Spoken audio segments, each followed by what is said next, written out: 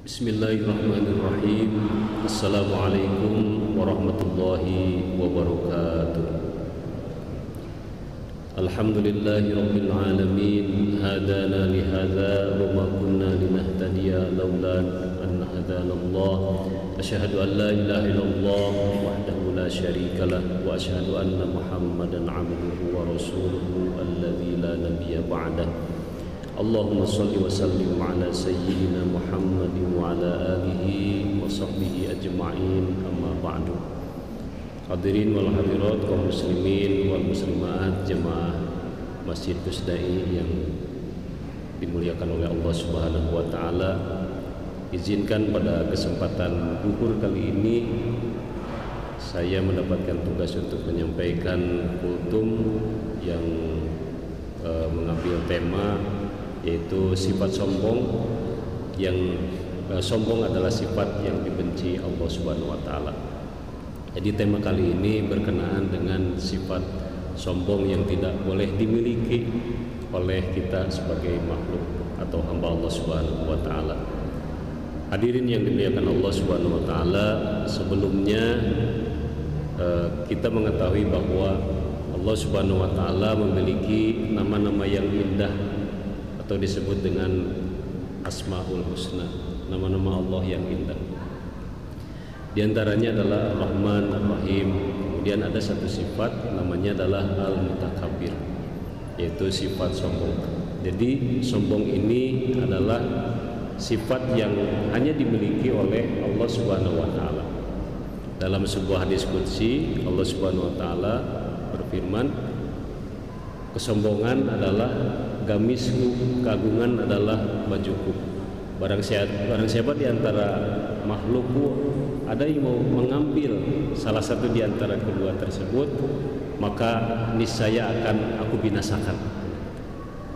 Jadi Allah Subhanahu wa taala di sini menegaskan dalam sebuah diskusi sekali lagi bahwa kesombongan, keagungan hanyalah milik Allah Subhanahu wa taala. Apabila di antara hambanya, di antara makhluknya yang mencoba untuk mengambil sifat ini, baik itu kesombongan ataupun merasa agung, merasa angkuh, maka Allah Subhanahu wa taala menegaskan akan aku binasakan.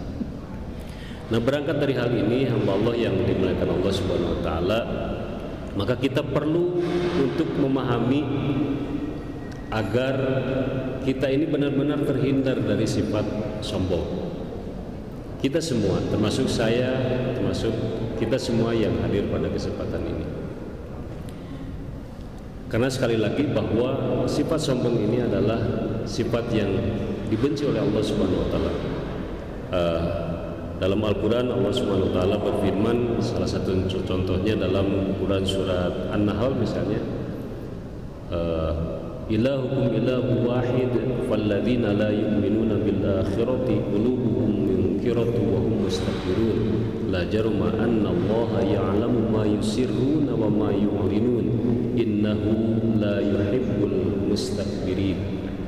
Innahu la yuhibbul mustakbirin. Jadi makna dari ayat tersebut kurang lebih bahwa sesungguhnya Allah itu adalah yang Maha Esa.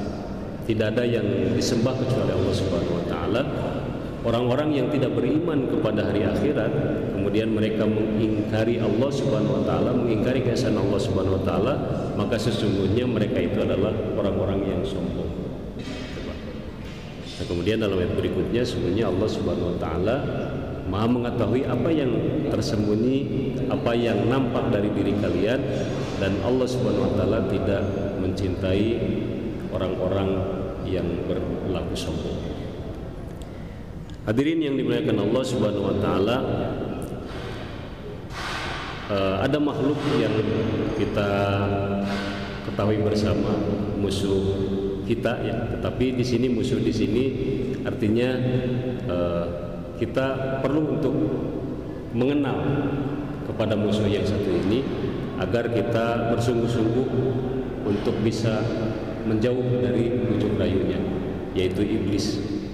Nah, dalam riwayat, dalam hikayat itu, iblis atau dulunya yang bernama Azazil, ya dia itu kenapa sampai diturunkan ke bumi, dihinakan oleh Allah Subhanahu wa taala, Padahal dalam sebuah riwayat bahwa Azazil ini adalah makhluk Allah yang Allah ciptakan, juga memiliki kemuliaan sebelumnya, bersama-sama dengan malaikat menyembah Allah Subhanahu wa taala, memuji Allah Subhanahu wa taala, dan derajatnya ditinggikan oleh Allah Subhanahu wa taala. Akan tetapi kemudian Azazil dihinakan oleh Allah Subhanahu wa taala, diturunkan derajatnya begitu.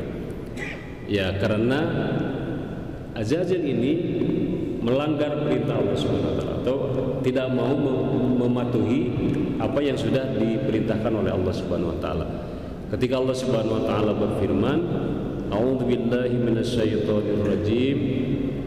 Wa idz qala rabbuka lil malaikati inni khaliqun basharan min salsalin min hama'in masnun fa idza sawaituhu wa nafakhtu fihi min ruhi faq'u lahu sajidin.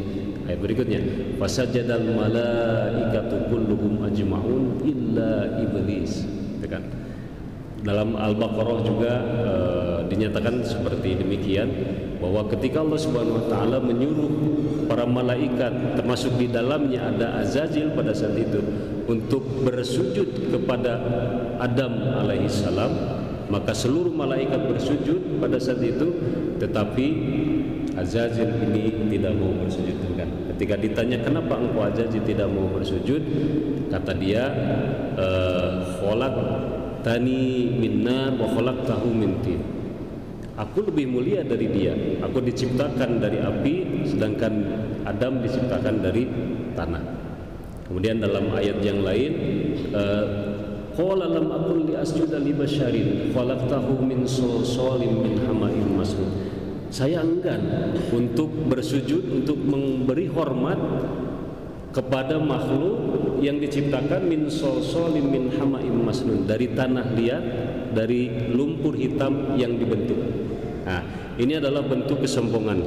Sombong Azazil ini berarti sombong kepada Allah Subhanahu wa taala, gitu ya. Nah, karena sombong ini hamba Allah yang berbahagia, ada yang pertama itu sombong kepada Allah Subhanahu wa taala seperti Azazil tadi, gitu kan.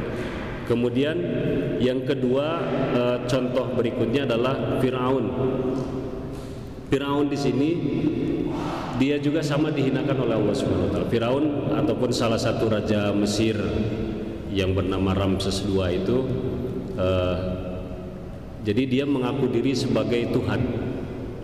Artinya bahwa saya juga mampu untuk menghidupkan dan mematikan seseorang. Dalam Al-Quran surat Al-Baqarah diabadikan ayat 285, Allah Subhanahu wa taala itu berfirman mengenai kisah dialog antara Nabi Ibrahim alaihissalam dengan Fir'aun. Idz qala Ibrahim rabbiyalladzi yuhyi wa yumit. Tatkala Ibrahim berkata, sesungguhnya Rabbku adalah Rabb yang maha menciptakan dan maha mematikan. Artinya menciptakan dan menghidupkan dan mematikan. Wa idz qala Ibrahim rabbiyalladzi yuhyi wa yumit qala ana uhyi wa umit. Maka Fir'aun pun berkata, aku pun bisa begitu. Aku bisa menghidupkan dan aku bisa mematikan. Kemudian qala Ibrahim fa inna Allaha ya'ti bisyamsi minal masyriqi fa'ti biha minal maghrib fa buhital ladzi kafar. Kalau memang demikian, coba engkau terbitkan matahari itu yang biasanya terbit dari arah timur menuju barat, kebalikannya dari barat ke timur. Nah, maka ini gitu ya, Firaun terdiam pada saat itu. Hamba Allah yang berbahagia, karakteristik sombong ini memang sangat sulit kalau kita menjustifikasi seseorang, oh si ini sombong, tidak. Karena sombong ini perbuatan batin, begitu ya. Jadi termasuk perbuatan yang tidak boleh dipelihara oleh seseorang, bahkan harus disingkirkan, termasuk penyakit batin. Jadi ketika seseorang itu merasa berbangga diri, maka ini dalam istilah literatur Islam disebut dengan kibir. Kemudian ketika menampakkan, begitu kan, ditampakkan, maka itu yang disebut dengan takabur. Hati-hati hamba Allah yang berbahagia. Ada sebuah hadis di mana baginda Rasulullah SAW bersabda, Bismillahirrahmanirrahim, la yadkhulul jannah man kana fi qalbihi mithqalu dzarratin min kibrin. Tidak akan mencium surga, tidak akan masuk ke dalam surga apabila di dalam hati seseorang itu ada satu sifat sombong, walaupun besarnya ini hanya satu biji sawi gitu. Pak. Jadi sifat sombong apabila bersemayam di hati seseorang walaupun hanya sebiji sawi, la yadkhulul jannah, kata baginda Rasulullah SAW. Hadis ini populer, diriwayatkan oleh Imam Muslim dari Abdullah bin Mas'ud. Nah, kemudian ada para sahabat yang bertanya kepada baginda Rasulullah SAW, wahai baginda, innar rajula yuhibbu ayyakuna thawbuhu hasanan wa na'luhu hasanan. Wahai Rasulullah, bagaimana kalau di antara kami ini ada yang senang memakai baju bermerek atau sendalnya, alas kakinya pun bermerek? Nah, Nabi tidak menjawab, terdiam ketika itu. Beliau melanjutkan sabdanya, al-kibru batarul haq wa ghamtun nas. Jadi sombong itu adalah menolak kebenaran dan wa ghamtun nas, merendahkan manusia. Itu Pak. Jadi sombong itu intinya adalah menolak kebenaran, kemudian yang kedua merendahkan manusia. Oleh sebab itu hati-hatilah kita manakala dititipi ilmu oleh Allah Subhanahu wa taala, ya Pak ya. Allah memberikan ilmu misalnya kepada kita, maka kita harus meyakini dengan sepenuh hati bahwa ilmu ini adalah titipan anugerah dari Allah Subhanahu wa taala yang harus kita amalkan dengan penuh keikhlasan. Begitu. Kemudian ilmu yang dimiliki ini juga disampaikan kepada orang lain, diamalkan dan disampaikan kepada orang lain. Ini menjadi ilmu yang bermanfaat. Jangan sampai ilmu menjadi bumerang bagi dirinya, merasa diri paling hebat dari orang lain, merasa diri paling berilmu dari orang lain. Nah, ini bahaya. Ini juga termasuk sifat sombong. Dalam Al-Quran itu kaburo maqtan indallahi an taqulu ma la ta'lamun. Kaburo, kan gitu ya. Kaburo maqtan, ya kecelakaan besar lah gitu ya. Kaburo hampir sama dengan kibir, sifat sombong gitu. Hamba Allah yang dimuliakan Allah Subhanahu wa taala, terakhir kita perlu mencontoh baginda Rasulullah SAW dalam segala aspek ya. Jadi saya ingin menyampaikan juga satu riwayat di mana ketika baginda Rasulullah SAW itu sedang menyampaikan tausiahnya di depan para sahabat-sahabatnya, kemudian tiba-tiba ada seorang pejalan kaki yang sebagian sahabat sudah ada yang mengenalnya, tetapi sebagian juga ada yang belum mengenalnya, tapi kebanyakan sudah mengenalnya gitu. Nah, kemudian si pendatang itu mengucapkan salam, Assalamualaikum, dan Rasulullah beserta para sahabat menjawab Waalaikumsalam. Kemudian ada di antara beberapa sahabat itu yang tidak suka dengan kehadiran si pendatang ini, tetapi tidak dengan baginda Rasulullah SAW. Beliau malah bergeser dari tempat duduknya semula, kemudian mempersilahkan ke pendatang tadi untuk duduk di tempat duduk semula baginda Rasulullah SAW. Para sahabat memang sebagian pada saat itu ada yang tidak suka kehadiran dengan kehadiran ini. Kenapa? Karena orang ini adalah orang dengan derajat status ekonomi rendah. Kemudian mohon maaf, dia juga memiliki kakinya yang sebelah itu lumpuh. Jadi kalau jalan itu digeser gitu. Yang satunya itu menggeser yang lumpuh ini, sehingga para sahabat sebagian ada yang merasa risih dengan keadaan ini. Nah, rasa risih yang dialami oleh sebagian sahabat ini Rasulullah tahu di sini karena diberitahu oleh Allah Subhanahu wa taala. Dan sifat inilah sifat angkuh di dalam dirinya, merasa diri paling sempurna fisiknya begitu. Nah, apa yang terjadi? Karena kembali dari ungkapan hadis kursi tadi ya, Allah akan menghinakan orang yang berlaku sombong, yang merebut sifatku kesombongan ini. Jadi setelah berlangsung beberapa bulan dari kisah tersebut, jadi ada sahabat yang merasa jijik dengan kehadiran orang tadi yang dimaksud, maka terdengar kabar si sahabat yang merasa risih tadi meninggal dunia dalam keadaan lumpuh begitu. Naudzubillah tsumma naudzubillah. Hamba Allah yang dimuliakan Allah Subhanahu wa taala, mudah-mudahan kita bisa menjalani kehidupan yang sangat-sangat singkat di dunia ini, kita isi dengan selalu senantiasa jujur, ikhlas, sabar dan tawadhu. Karena musuh ataupun kebalikan dari sifat takabur ini adalah dengan 4 perkara tadi: jujur, ikhlas, sabar dan tawadhu.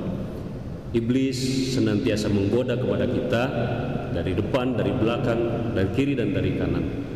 Kecuali illa ibadakal mukhlasin, kata iblis, yang tidak bisa saya goda adalah hamba-hambamu yang ikhlas.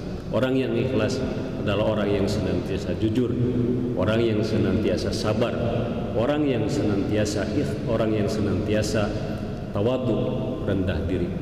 Demikian hamba Allah yang dimuliakan Allah Subhanahu wa taala, tausiah singkat yang bisa saya sampaikan. Kurang lebihnya mohon dimaafkan dan terima kasih atas segala perhatiannya. Wallahul muwaffiq ila aqwamit thoriq. Wassalamualaikum warahmatullahi wabarakatuh.